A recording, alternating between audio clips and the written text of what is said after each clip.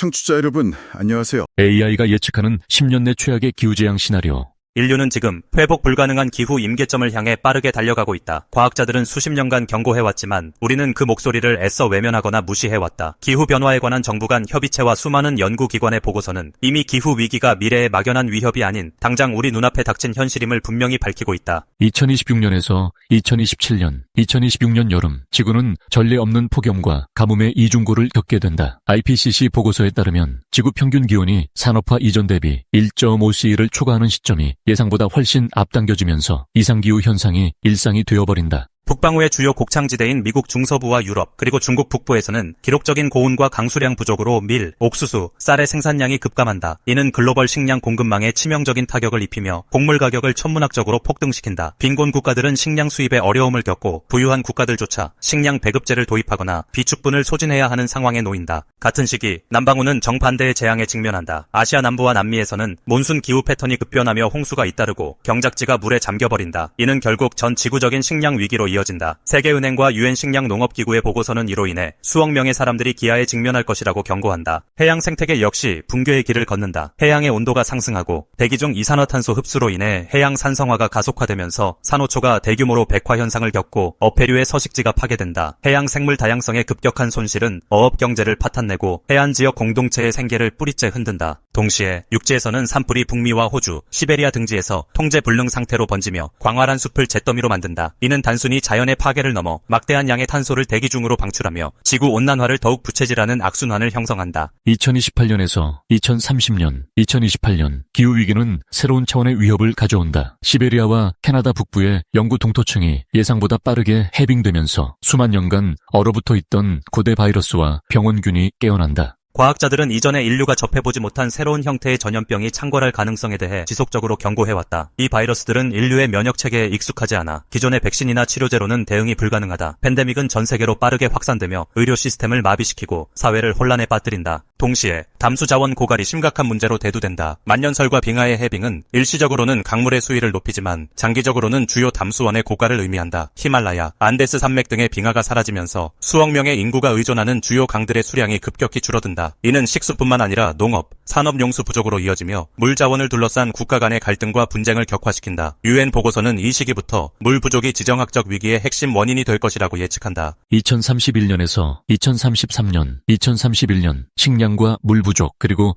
전염병 확산으로 인해 수억 명의 사람들이 삶의 터전을 잃고 떠도는 기후 난민이 된다. IPCC는 2050년까지 기후 난민이 10억 명에 달할 수 있다고 경고했지만 최악의 시나리오에서는 그 시기가 2030년대 초반으로 앞당겨진다. 중동, 아프리카, 아시아의 저지대 국가들이 가장 큰 피해를 입는다. 이들은 생존을 위해 국경을 넘어 더 안전한 지역으로 이동을 시도하지만 각국은 자국민 보호와 자원 부족을 이유로 국경을 봉쇄하고 난민을 거부한다. 이는 인류 역사상 가장 거대한 규모의 인도주의적 위기를 초래한다. 난민 수용을 둘러싼 정치적 갈등은 심화되고 사회는 극심한 혼란과 분열에 빠진다. 자원이 풍부한 소수의 국가들만이 살아남고 대부분의 국가들은 경제 시스템과 사회 질서가 무너져 내리는 디스토피아적 상황을 맞이한다. 2034년에서 2035년, 2034년 과학자들은 지구의 기후 시스템이 되돌릴 수 없는 임계점을 넘어섰다고 선언한다. 이 시점부터는 인류가 아무리 탄소 배출을 줄이더라도 기후변화가 멈추지 않는 상황에 도달하는 것이다. 가장 치명적인 현상은 대서양 자오선 역전순환의 붕괴이다. IPCC는 이미 대서양 자오선 역전순환의 약화를 경고해왔는데 이 해류순환이 완전히 멈추면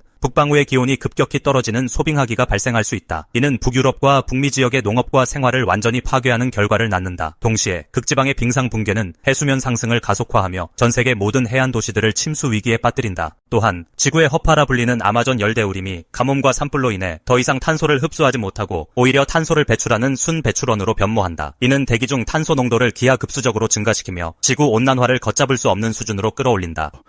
오늘 기후변화의 여러 측면을 다룬 다양한 자료들, 과학 보고서부터 뉴스 분석, 미래 시나리오까지 함께 살펴보겠습니다. 정보가 정말 방대한데요. 이 복잡한 내용 속에서 핵심을 뽑아내서 청취자분들이 명확한 그림을 그리실 수 있도록 그게 저희 목표입니다. 바로 시작해볼까요? 자료를 쭉 보니까 작년에 지구 평균 기온이 산업화 이전보다 1.55도 상승해서 파리협정 목표선인 1.5도를 처음 넘었다는 게 가장 먼저 눈에 띄더라고요. 근데 이게 일시적일 수도 있다는 말도 있던데 정말 심각한 신호로 봐야 하는 이유가 뭘까요? 네, 그게 중요한 포인트인데요.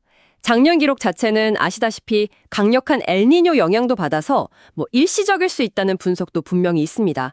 하지만 더 중요한 건 최근 10년 평균 기온이 이미 1.3도 수준이라는 점이에요. 그러니까 상승 추세는 명확하죠. IPCC 6차 보고서 같은 여러 권위 있는 자료들이 한 목소리로 말하는 건 돌이킬 수 없는 변화를 막으려면 바로 지금 2030년까지 온실가스를 정말 빠르게 줄여야 한다는 겁니다. 시간이 진짜 얼마 안 남았다는 거죠. 아, 작년 기온 급등에 엘니뇨 말고 다른 요인도 크게 작용했겠군요. 물론입니다. 이산화탄소 농도도 그렇고 특히 메탄 농도, 이게 둘 다 사상 최고치를 계속 경신하고 있다는 게 문제입니다. 특히 메탄은 이게 단기적으로 봤을 때 이산화탄소보다 온실 효과가 80배 이상 강력하거든요. 그래서 이제 화석연료나 농축산업에서 나오는 메탄을 줄이는 게 온난화 속도를 좀 늦출 수 있는 가장 빠른 길 중 하나로 꼽히고 있습니다. 이런 전 지구적인 문제가 그냥 먼 나라 얘기가 아니라 바로 우리 현실에 어떤 영향을 미치는지 좀 더 구체적으로 들어보고 싶어요.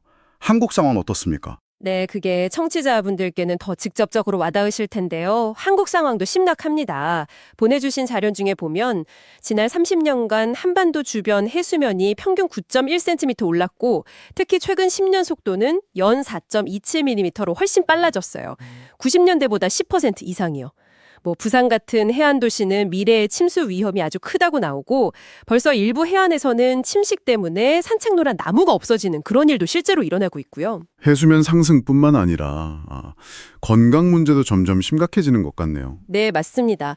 WHO 예측으로는 2030년까지 기후변화 때문에 전 세계적으로 추가 사망자가 25만 명에 이를 거라고 하죠. 한국도 예외는 아니어서요. 폭염이나 한파로 인한 질환 사망자 늘고 대기오염 심해지고 예전엔 좀 드물었던 댕기열, 말라리아 같은 감염병 위험도 커지고 있어요. 특히 이제 노인이나 어린이, 기저질환 있는 분들 이런 취약계층 피해가 더 크다는 점도 우리가 주목해야 하고요. 그리고 식량 문제도요. 작물 수확량 감소, 가격 상승, 영양질 저하, 또 극단적인 날씨 때문에 공급망 불안정해지는 것까지 네 가지 측면 모두에서 위협을 받고 있습니다. 기후변화가 만들어내는 또 다른 비극이랄까요? 기후 난민 문제도 정말 심각해 보이네요. 자료 보니까 2022년에 벌써 3천만 명이 넘었다고요? 네, 맞습니다. 홍수나 가뭄, 사막화 이런 것 때문에 살던 곳을 떠나야만 하는 분들이죠. 국제이주기구 같은 곳에서는 이 숫자가 2050년쯤 되면 최대 10억 명까지 갈 수도 있다고 경고하고 있습니다. 이게 그냥 인도주의적 문제를 넘어서 국제사회 안정이나 경제에도 큰 부담이 될 수밖에 없고요. 기존의 정치적 난민과는 좀 다른 차원의 대응이 필요합니다. 상황이 정말 신박한데 그럼 뭘 해야 할까요? 세계적으로는 어떤 노력들이 제시되고 있나요? 여러 자료에서 공통적으로 나오는 건 역시 온실가스 감축이죠. 재생에너지 확대, 에너지 효율 개선, 산림 보호, 심지어 우리 식습관 변화까지도 거론됩니다. 한국도 물론 2030년까지 40% 감축이라는 목표를 세우긴 했습니다. 그런데 그 목표 달성 잘 되고 있는 건가요? 자료 보니까 정책 방향에 대한 비판도 좀 있는 것 같던데요. 네, 그 부분이 좀 논란인데요. 체결 계획을 보면 산업 부문 감축 부담은 좀 줄이고 대신 원자력 발전이나 아직 기술적으로나 경제적으로 불확실성이 큰 탄소 포집 기술, CCUS라고 하죠. 여기에 좀 더 의존하는 방향으로 수정됐어요. 그러다 보니 환경단체 쪽에서는 목표 달성이 더 어려워지는 거 아니냐 이런 비판이 나오고 있고요. 물론 산업계는 또 비용이나 기술적인 한계 때문에 어렵다고 호소하고 있습니다. 국제적인 평가에서도 한국의 기후 대응 성적은 아직 좀 낮은 편이고요. 그리고 또 하나, 기후 위기 책임은 누가 더 많이 져야 하는지, 또 피해는 누가 더 입는지 이런 기후 정의 문제도 빼놓을 수 없겠네요. 정확합니다. 역사적으로 온실가스를 많이 배출해온 선진국과 개발도상국 간의 문제도 있고 또 한 나라 안에서도 책임과 피해 정도가 다른 계층들이 있잖아요.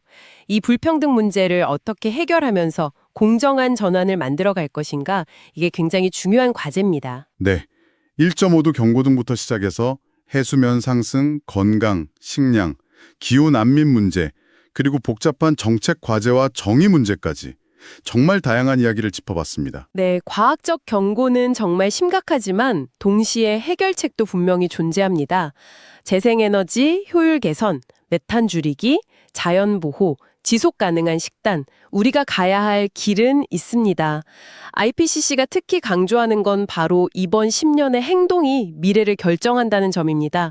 오늘 나눈 이야기 중에서 청취자분께는 어떤 부분이 가장 중요하게 다가오셨을지 궁금하네요. 마지막으로 청취자분들께 질문 하나 던져드리고 싶습니다. 보내주신 자료 중 미래 시나리오에서 경고하는 것처럼 만약 우리가 정말 결정적인 행동을 하지 못하면 아마존이 탄소흡수원이 아니라 배출원으로 변한다던가 해류순환이 멈추는 그런 돌이킬 수 없는 티핑 포인트를 넘을 수도 있다는 거잖아요. 통제 불가능한 연쇄 반응이죠. 이 가능성을 염두에 둘 때 지금 당장 우리가 해야 할 가장 시급한 한 걸음은 개인적으로 또 사회적으로 무엇이라고 생각하시나요?